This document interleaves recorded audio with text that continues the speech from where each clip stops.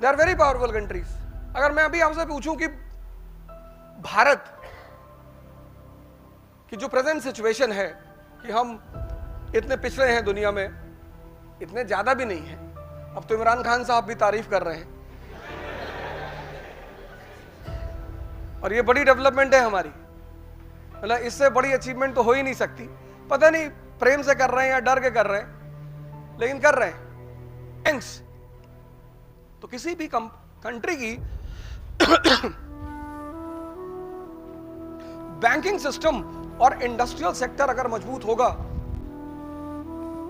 तो वो country economically और सोशली बहुत मजबूत होगी। आज अफगानिस्तान में वुमन की इतनी बुरी कंडीशन है, पर यूएस में उसका जस्ट रिवर्स है। उसकी एक सिंपल वजह है कि यूएस की जो वुमन है वो इकोनॉमिकली इंडिपेंडेंट है। Economic strength provides you social strength. तो जो सबसे पहली रिक्वायरमेंट है इस एग्जामिनेशन की वो है a very sound wisdom. Knowledge तो आप लेकर आए, आपने आईटी क्वालिफाई किया, मतलब आप नॉलेजेबल हैं, आप पढ़ने लिखने वाले लोग हैं। तीन चीज पे तो आपसे बात ही नहीं करनी। पहली जो तीन बेसिक एलिजिबिलिटी है यूपीएससी प्रिपरेशन की, उस पे तो आपसे कोई बात ही नहीं करनी। Sitting hour, thinking and studying, वो आपके पास है ही, नहीं तो आप इस कैंपस में नहीं आते। उन तीन चीजों पे आपसे बात ही नहीं करनी। लेकिन जो पहली रिक्वायरमेंट है जो किसी किताब से नहीं मिलती, किसी कॉलेज से नहीं मिलती, किसी यूनिवर्सिटी से नहीं मिलती। 1998 में पाकिस्तान के फॉरेन मिनिस्टर और इंडिया के फॉरेन मिनिस्टर ये सब यूएन में मौजूद थे। तो पाकिस्तान ने एक मुद्दा उठाया जो शुरू से आजादी से उसका मुद्दा ही है कि कश्मीर हमारा है। तो इंडिया के फॉरेन मिनिस्टर ने कहा कि सर हम मानते हैं कि कश्मीर पाकिस्तान का है। और कश्मीर में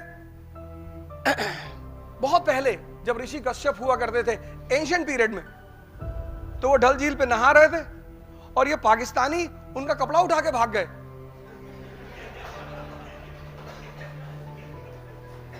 आज से 2000 साल पहले। तो उन्होंने कहा सर हम बिल्कुल मानते हैं सर। सर 2000 साल पहले ऋषि कश्यप जिनके नाम पे कश्मीर का नाम पड़ा वो नहा रहे थे डल झील में और ये पाकिस्तानी आए और ये उनका कपड़ा लेके भाग गए। तो पाकिस्तान के फॉरेन मिनिस्टर ने कहा कि आपका दिमाग खराब है, 2000 साल पहले तो पाकिस्तान था ही नहीं।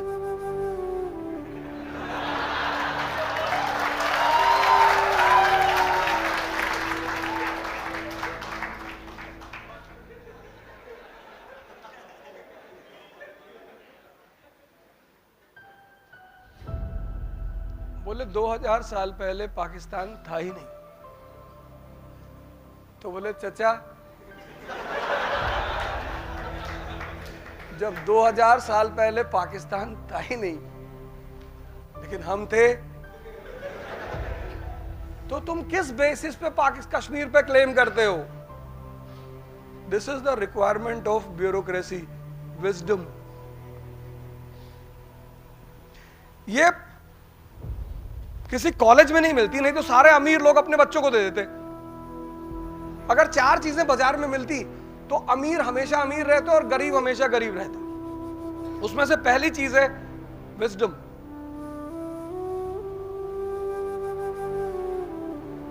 दूसरी चीज है डेयरनेस, अंबेडकर जैसी डेयरनेस कि हम तो पढ़ेंगे, कोई कुछ भी करे, हॉल में बैठने दे ना बैठने दे फिर भी पढ़ेंगे। तीसरी चीज है कॉन्फिडेंस।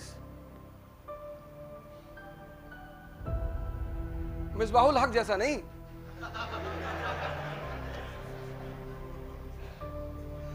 धोनी जैसा कॉन्फिडेंस।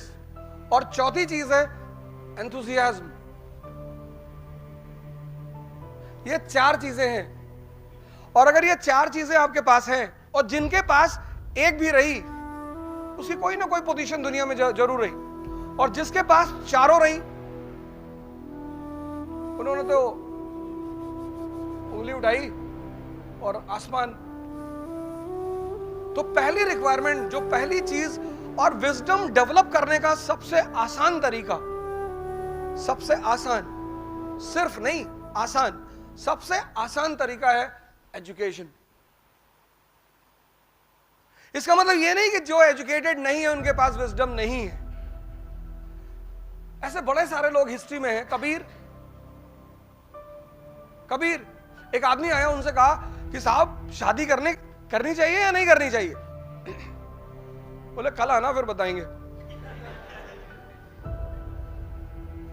उसने कहा यार आज ही बता दो यार, 50 किलोमीटर चल के आए। बोले कल आओ, कल आना 12 बजे दोपहर में, और मई का महीना, बनारस, 12 बजे दोपहर, आफ्टरनून, सूरज सर पे चमक रहा होता है। बोले 12 बजे ही आना। तो जब वो उनके घर पहुंचा, वो आदमी बुलाया बाहर कबीर को। बोला बताइए आपने कल बुलाया था कि मैंने पूछा था आपसे शादी करे या ना करे? बोले रुको यार, इतने इंपेशेंट क्यों हो रहे हो, बता रहे ना। फिर उन्होंने अपने बीवी को आवाज लगाई। उनकी बीवी का नाम था लोई, जिसपे पंजाब में एक बहुत बड़ा फेस्टिवल है लोहड़ी। तो उन्होंने अपने बीवी को आवाज लगाई। अब इमेजिन करो, मई की दोपहर है, सूरज चमक रहा ऊपर, और फिर उन्होंने अपनी बीवी को आवाज लगाई कि ऐसा करो, लैंप जला के बाहर आओ। मेरी निडल गिर गई है बाहर। लैंप, उनकी बीवी लैंप लेकर बाहर आई, और दोनों हस्बैंड एंड वाइफ झोपड़ी के बाहर निडल खोजने लगे। तो उस आदमी ने जाके कहा कि भैया, बोले क्या? बोले तुम दोनों पागल हो, ये क्या कर रहे हो यार? बोले तुम समझे नहीं ना, तुम्हारा कॉमन सेंस कम है। मैं तुम्हें जवाब दे रहा था कि अगर इतना भरोसा है एक दूसरे पर तो करनी चाहिए।